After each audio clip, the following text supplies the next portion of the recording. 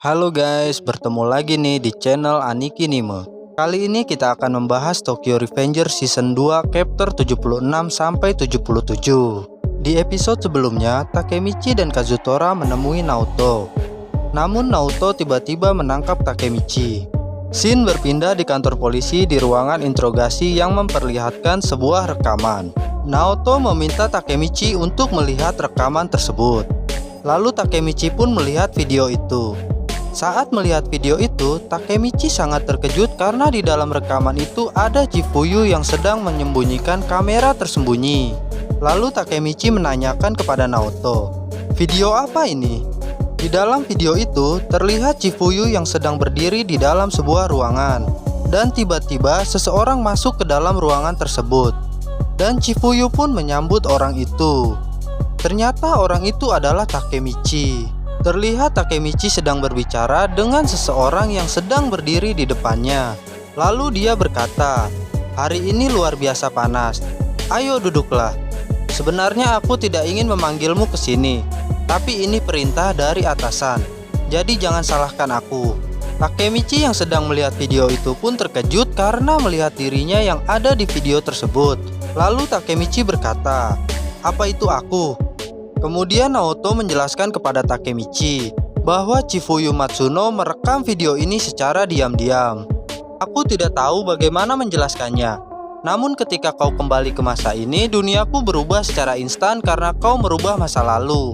Pergolakan besar terjadi. Pertama, di lini masa ini, kau dan aku belum pernah berbicara satu sama lain sejak SMP. Aku masih di polisi sama seperti sebelumnya, tapi kau tidak bekerja di toko rental. Sekarang kau adalah petinggi Toman. Dan sama seperti di lini masa sebelumnya, kakakku dibunuh pada tanggal 10 Agustus ketika Atsushi Sendo atau Akun menabrakkan mobilnya ke arah kakakku yang sedang duduk."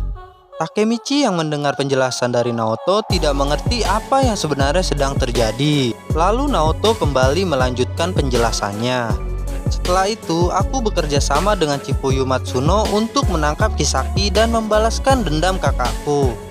Maaf Takemichi, kau pasti sangat bingung. Di posisiku saat ini, aku tidak punya pilihan selain menangkapmu." Kembali melihat rekaman tadi, Takemichi kembali berbicara kepada orang yang sedang berdiri di depannya. "Aku memanggilmu ke sini karena satu alasan. Aku ingin seseorang disingkirkan." Lalu orang itu bertanya kepada Takemichi, "Seseorang siapa yang dimaksud?" Kemudian Takemichi menjawab, "Aku tidak tahu siapa atau apa mereka. Tapi itu tidak masalah. Yang penting di sini mereka menghalangi jalan Toman. Aku tidak ingin membuatmu melakukannya. Tapi jika ini tidak dilakukan, Kisaki akan menghabisiku. Apakah jelas Atsushi?" Lalu tiba-tiba Takemichi yang melihat video rekaman itu langsung berdiri karena terkejut melihat orang yang diajaknya berbicara di dalam video itu adalah Akun. Takemichi bertanya-tanya, "Aku memerintahkan Akun untuk membunuh seseorang." Lalu Naoto menunjukkan kepada Takemichi video selanjutnya. Satu lagi video yang direkam Chifuyu Matsuno secara diam-diam dan meminta Takemichi untuk memperhatikan video itu dengan baik. Di dalam video tersebut, terlihat Takemichi yang sedang kesal dan membanting sebuah kursi. Terlihat juga ruangan yang sudah berantakan. Chifuyu yang sedang berada di sebelah Takemichi mencoba menyuruh Takemichi untuk menghentikan itu. Tapi Takemichi malah berteriak menyuruh Chifuyu untuk diam. Chifuyu kemudian berkata, "Jangan melampiaskannya pada barang." Lalu dengan menangis dan perasaan sangat kesal, Takemichi berkata, "Dia menjebakku. Kisaki iblis. Aku tidak tahu kalau yang dibunuh adalah dia." Setelah melihat video itu, Takemichi berkata kepada Naoto, "Naoto, sudah cukup."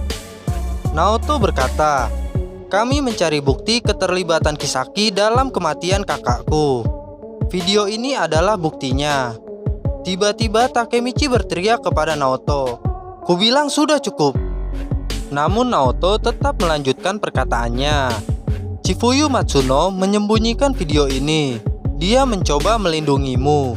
Mendengar hal itu, Takemichi kemudian menangis dan mengingat kejadian saat Akun membunuh Hina yang sedang berada di dalam mobil dengan menabrakkan mobilnya dari arah belakang.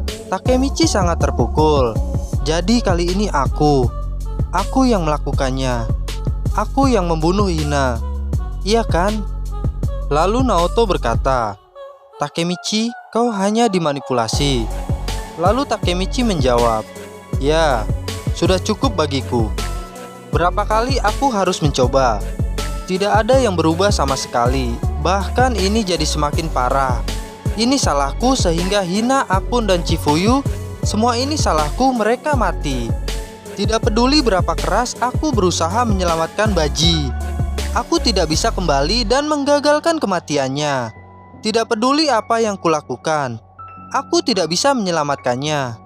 Naoto yang melihat Takemichi yang sangat putus asa kemudian menenangkannya dan berkata, kau pikir menangisi hal itu akan membantu? Ini juga berat bagiku. Takemichi pun menjawab, ini tidak sama. Aku membunuh kakakmu. Ayo menyerah saja Naoto.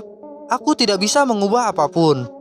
Naoto yang mendengar Takemichi ingin menyerah kemudian memeluknya sambil berkata, kau menyelamatkan hidupku. Kau tidak sepenuhnya tidak berdaya.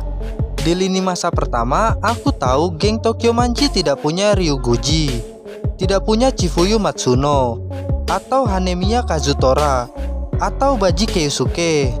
Tidak satu pun dari mereka ada Takemichi. Kita tidak bisa masuk ke dalam Toman sejauh ini tanpa pengaruh mereka. Orang yang merubah pengaruh mereka menjadi kenyataan adalah kau. Satu-satunya orang yang bisa mengubah Toman dan menyelamatkan kakakku adalah kau. Ubahlah dunia yang mengerikan ini menjadi lebih baik, Takemichi. Mendengar perkataan Naoto, Takemichi menjadi lebih tenang. Lalu Takemichi berkata, Naoto, ketika aku melompati waktu kali ini, aku menjadi kapten divisi pertama Toman. Aku selangkah lebih dekat dengan puncak Toman. Jadi, kupikir keadaan di masa kini akan menjadi sedikit lebih baik. Tapi Hina masih terbunuh. Yang lebih buruk, akulah yang melakukannya. Naoto berkata, ini murni dugaan. Tapi tidakkah kau berpikir kalau Kisaki membunuh kakakku karena suatu tujuan? Tidakkah itu terasa aneh? Mendengar hal itu, Takemichi sedikit terkejut. Lalu Naoto melanjutkan perkataannya. Meskipun kau berulang kali melompati waktu, Kisaki pada akhirnya selalu membunuh kakakku. Kebetulan? Tidak, itu terlalu sering untuk dianggap sebagai kebetulan. Kisaki tidak diragukan lagi terobsesi denganmu dan kakakku. Lalu Takemichi teringat saat Kisaki ingin menembaknya. Sambil meneteskan air mata, Kisaki berkata, sampai jumpa pahlawanku. Tiba-tiba dari luar ruangan interogasi ada seseorang yang mengetuk pintu dengan keras. Dan Takemichi yang sedang teringat Kisaki langsung kaget mendengar ketukan pintu yang sangat keras itu. Naoto berkata kepada Takemichi, aku ingin melakukan tindakan balasan, tapi kita tidak punya waktu. Kau akan dipindahkan ke tahanan pusat. Mendengar perkataan Naoto, Takemichi sangat terkejut. Lalu Naoto berkata, mulai sekarang kita akan semakin sulit untuk bertemu. Jika kau ingin kembali, sekaranglah satu-satunya kesempatanmu. Lalu Naoto mengulurkan tangannya kepada Takemichi. Baiklah, apapun yang terjadi di masa lalu antara kau dan Kisaki Teta, itu kunci untuk mengakhiri kematian kakakku. Akhirnya Takemichi dan Naoto pun berjabat tangan. Dan di waktu yang sama, saat melompati waktu, Takemichi berkata dalam hati, terima kasih Chifuyu, Kazutora, sekarang aku tahu musuh kita. Terima kasih kawan. Kisaki Teta dan mantan Black Dragon. Kedua faktor itulah yang merusak Maiki. Aku akan menyingkirkan kedua hal tersebut dari Toman. Untuk menyelamatkan Hina. Untuk menyelamatkan semuanya. Shin memperlihatkan Takemichi yang sudah berada di masa lalu. Di sebuah arena bowling. Terlihat Takemichi yang telah melempar bola bowling.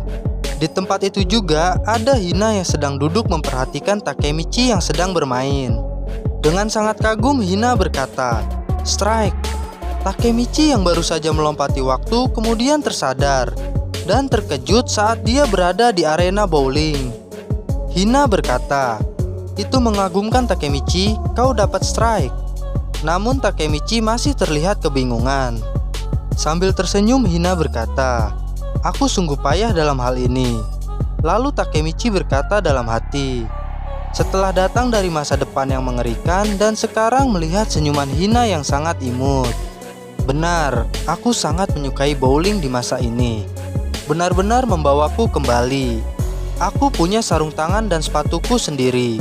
Aku cukup serius dengan hal ini. Sambil memakai sarung tangannya, Takemichi berkata, bagus, masih terasa bagus. Setelah itu Hina berkata kalau saat ini adalah giliran Takemichi melempar bola. Saat bersiap melemparkan bolanya, Takemichi merasa sangat percaya diri dan mengeluarkan semangat api yang membara. Lalu Takemichi berkata, lihatlah Hina, strike keempatku berturut-turut. Kemudian Takemichi melemparkan bolanya. Tapi di saat yang bersamaan, ada seorang laki-laki yang juga melempar bolanya di sebelah Takemichi. Takemichi dan Hina sangat terkejut karena orang yang ada di sampingnya itu juga mendapatkan strike. Orang itu berkata kepada Takemichi, kita berdua mendapatkan strike, kita benar-benar sinkron. Lalu seorang wanita yang sedang duduk di belakang orang itu berkata, tidak buruk. Sambil menatap orang itu, Takemichi berkata dalam hati, dia besar, tunggu, apa aku kenal orang ini? Orang itu berkata kepada Takemichi, kurasa aku pernah melihatmu sebelumnya. Kau Hanagaki Takemichi. Ayolah, menjadi kapten tidak membuatmu lupa diri kan? Aku wakil kapten divisi kedua, Hakai Shiba. Takemichi terkejut mendengar hal itu. Lalu wanita yang bersama Hakai mengajak Hakai untuk pergi. Namun Hakai malah berkata, hentikan kebiasaanmu memanggilku. Takemichi yang terkejut dengan perkataan Hakai kemudian mengingat bahwa Hakai di masa depan adalah salah satu anggota Black Dragon. Melihat Takemichi yang sedikit aneh, Hakai kemudian bertanya, kau kenapa? Kaptenku banyak bercerita tentangmu. Takemichi merasa bingung. Apa yang terjadi di sini? Kenapa anggota Black Dragon menjadi wakil kapten di Toman? Tokyo Revenger Season 2 Chapter 76-77 telah berakhir. Sampai jumpa di episode selanjutnya.